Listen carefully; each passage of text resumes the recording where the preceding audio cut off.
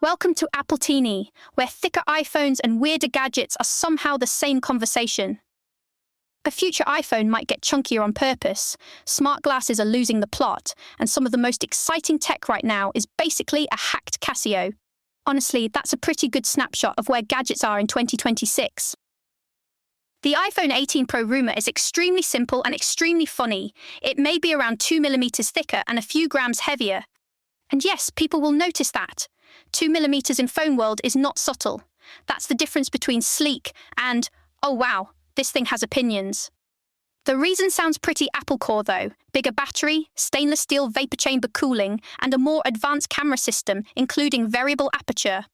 So if this happens, the pitch is basically more endurance, better thermal performance, and fancier photography in exchange for losing a bit of that razor-thin flex. Honestly, I think a lot of people would take that trade. A slightly thicker phone that lasts longer and runs cooler is easier to defend than another year of pretending thinness is a personality. There was also a very specific little update I kind of love. The Kickstarter-backed Apple History Calendar got refreshed through June 2026 and moved to one unified auto-updating Google Calendar subscription. It's a one-time $10, and the nice part is, it's device-agnostic. You can subscribe through iCloud or Google Calendar and throw it onto whatever you want, including e-ink displays or those always-on desk calendar gadgets. This is niche in the best way. It's one of those tiny internet products made for people who want their calendar to quietly whisper, "Hey, remember when Apple did something weird on this date?" Smart glasses are having a perception problem, and frankly, it's deserved. The early hype has cooled off, social reactions have gotten more negative, and a lot of people are looking at these things and going, my phone already does the camera part, the audio part, and the internet part. That is the brutal question. If the answer is mostly, but now it's on your face, you've got a marketing issue. And adding AI has not helped the story. For a lot of people, that just makes the whole thing feel more gimmicky, not more useful. Hands-free tech can absolutely be compelling, but when the product pitch turns into a pile of vague AI promises, people can smell it instantly. Meanwhile, the actually fun gadget scene is deep in DIY land. There's the Ollie board, which upgrades a Casio F91W with NFC, phone syncing, and step counting. It's $55 as a kit or $99 pre-assembled, which is such a delightful sentence. A humble Casio becoming a weird little connected watch is way more charming than a lot of polished consumer tech right now, mostly because it knows exactly what it is. That conversation also drifted into a love letter for durable non-Apple watches, like a Solar G-Shock with atomic radio and a Timex for everyday or dressier use. And I get it. There is something deeply reassuring about a watch that's built to survive chaos instead of asking for software updates.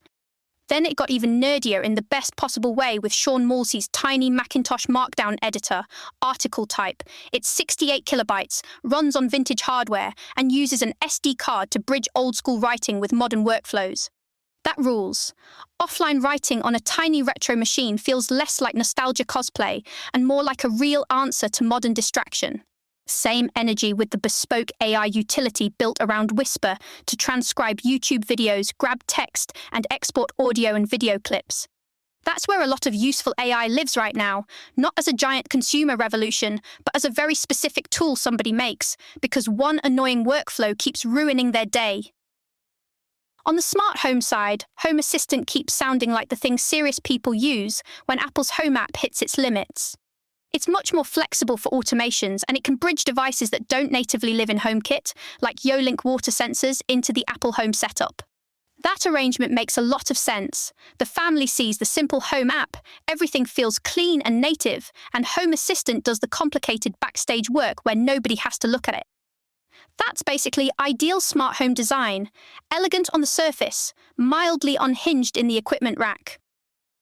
A smaller human detail that stuck with me, avoiding direct sun because of skin sensitivity, and doing beach time under umbrellas instead of chasing a tan.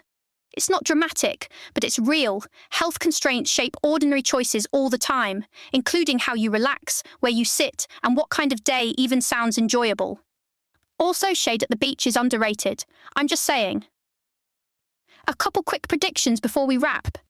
The expectation is Sony keeps the PlayStation line rolling, so a PS6 feels very believable, while Xbox could potentially stop after the current generation. That would be a pretty huge shift, but it matches the broader sense that Sony's console identity feels sturdier right now. And on Apple's possible foldable iPhone, the interesting take was that productivity would have to be the reason to care. People might use a foldable for work if the camera stays great and the UI meaningfully improves what you can do. If it just folds for the sake of folding, that's not enough.